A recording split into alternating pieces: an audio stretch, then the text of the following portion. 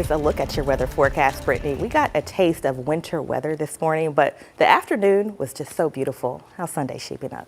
I would say that Sunday is going to be about 5 degrees warmer in the morning, so not nearly as cold, but we are going to start to see some changes. And they're not bad changes necessarily, but we are going to see increasing clouds throughout the day. And so one of those reasons why we're not as cold tonight is because of that same cloud cover. So gorgeous weather here. You can see from Monroe to Dallas, Lake Norman and Charlotte, with some clouds already starting to mix in. You're going to see a really vibrant sunrise tonight. And as we know, it's happening soon, within the next 30 minutes. And remember, folks, this will be the last time we see this time sunrise until March, because tonight is the night that we fall back. So don't forget to change those clocks before you go to bed. Remember, anything connected to Wi-Fi, like your Alexa, your phone, things of that nature, will do it automatically, but maybe the kitchen stove, things like that, the microwave might have to be done, of course, manually. Again, before you go to bed is preferred, so you're not an hour early to everything on Sunday morning. Temperatures tonight, again, compared to last night, about 5 degrees warmer. We're in the lower 40s here in the Charlotte area, but notice a few spots likely still in the upper 30s, so there is still a small chance of patchy frost, but that'll be mainly east of I-77.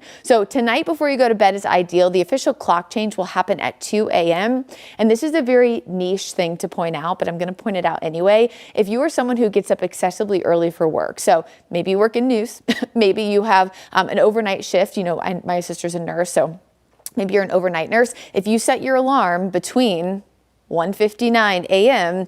and 3 o'clock, it will not go off. I've actually had friends deal with this before, because your phone, if you're using that as an alarm clock, will essentially jump the hour and it will skip the alarm clock. So again, if you set an alarm essentially from 2 a.m. to 2:59, make sure you're setting one beforehand, so you can kind of set that up in advance. Cool. All right, I'm glad we heard about that. I almost forget to remind people of this every single year. So turning the clocks back, number one, this is also a good time of year to test your smoke alarms and make sure that those batteries are good to go. It's also a good reminder to check the expiration date on your fire extinguisher. Normally we associate this with daylight saving time ending and beginning, because that means that you're checking it consistently every 6 months or so, which is preferred.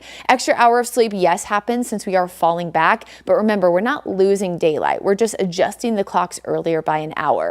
The natural daylight loss is minimal, and it happens day by day because of the Earth's rotation around the sun and the fact that we're on an axis of 23.5 degrees. Satellite radar locally across the metro, again, looks pretty nice now, but we are going to see those increasing clouds tomorrow. This will bring in a chance for rain, but this will be much later in the day. And so I do think most of our daylight hours are going to be good. And if you notice this time frame here, this is 5 o'clock. And at this point tomorrow, remember, sunset happens at 5:27. So again, this would be very close to sunset that we'll see the small chance for rain, mainly east of I-77, but a few showers could whip around to the Piedmont closer to 7 and 8. So again, most of this is happening while the sun has already gone down. We'll continue through early Monday morning, so morning commute could be a bit messy at times, but again, it's not a substantial chance of rain by any stretch of the imagination, and we will pick up maybe at a maximum another 1/4 of an inch to 1/2 of an inch, but that's going to be the exception, not the rule. Again, highest chances along and east of I-77.